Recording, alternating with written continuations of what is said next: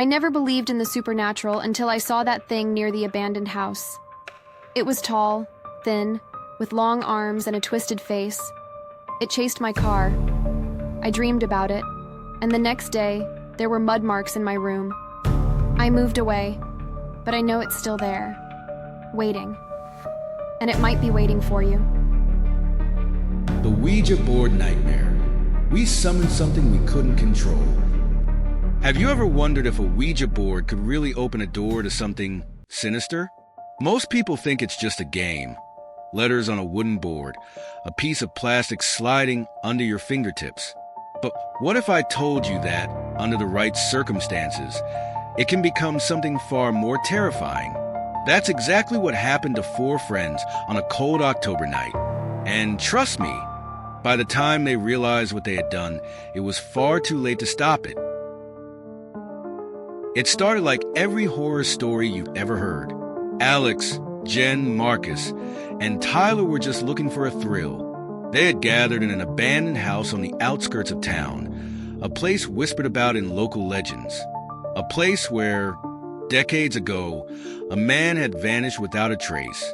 The house was infamous, not just for its eerie history, but for the strange occurrences that seemed to follow anyone who dared to enter. The house itself was a relic of decay. The walls were covered in peeling wallpaper, the floorboards groaned under their weight, and the air was thick with the scent of mildew and something else, something metallic, like old blood. The windows were shattered, and the wind howled through the gaps, creating an unsettling symphony of creaks and moans. The Ouija board sat between them, illuminated by the flickering light of 4 candles. Their laughter echoed through the empty house as they placed their fingers on the planchette. It was supposed to be fun, just a game. But the moment their fingers touched the plastic, the atmosphere shifted. "Is anyone here with us?" Alex asked, his voice trembling slightly despite his grin. For a long moment, nothing happened. Then the planchette moved. Slowly, deliberately. Why, yes. Marcus let out a nervous chuckle. "All right, which one of you is messing around?" No one answered. The room grew colder, and the candle flames flickered wildly, casting long, dancing shadows on the walls. Jen swallowed hard. "Okay, what's your name?" Again, the planchette slid across the board. Michael. The temperature in the room seemed to drop even further. Tyler pulled his hoodie tighter around himself, his breath visible in the icy air. "Michael, are you?" The planchette jerked suddenly, as if ripped by an unseen force. It shot across the board, spelling out the words, DONTLETGO. Their hands stiffened, frozen in place.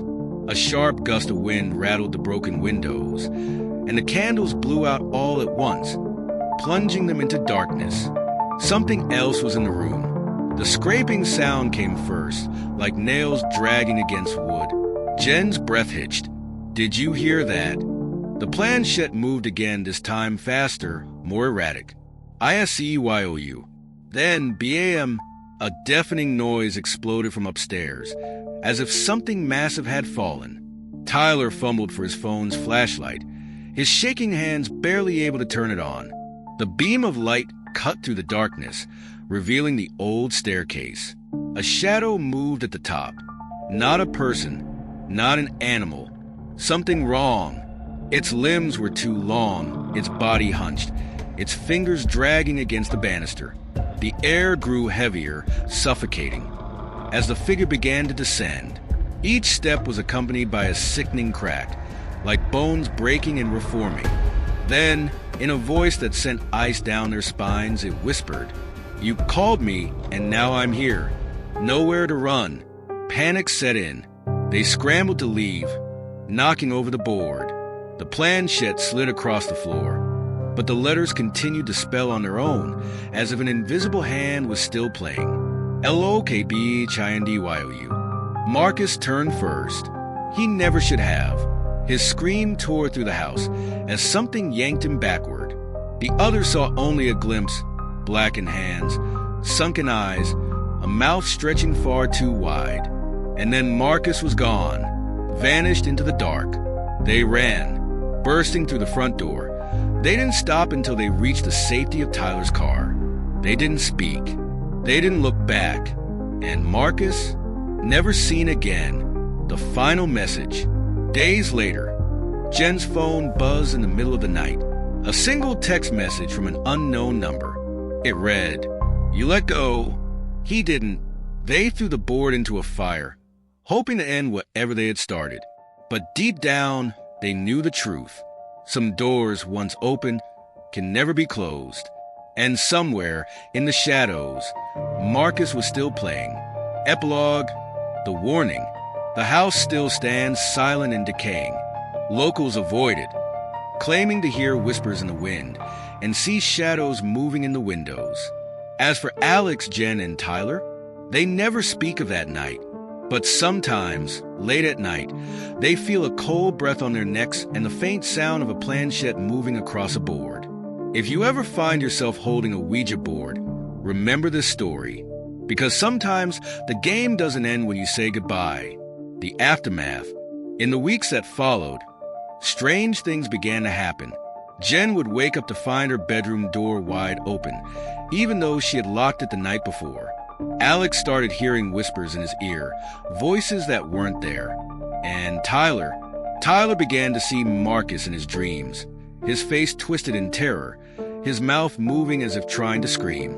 They tried to move on, to forget, but the past wouldn't let them go. One night, they decided to return to the house, hoping to find some closure. But as they approached the crumbling structure, they felt a presence watching them from the shadows. The door creaked open on its own, inviting them in. The air was thick with the scent of decay, and the walls seemed to pulse with a life of their own.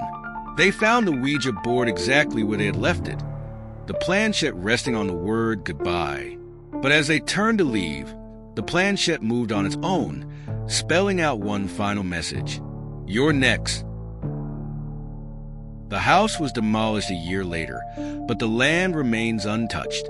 No one dares to build on it, and the locals say that on quiet nights, you can still hear the sound of a planchette moving across a board. As for Alex, Jen, and Tyler, they've gone their separate ways, but they all carry the same secret, a secret that haunts them, a secret that will follow them to their graves. Because some games are meant to be played, and some doors are meant to stay closed.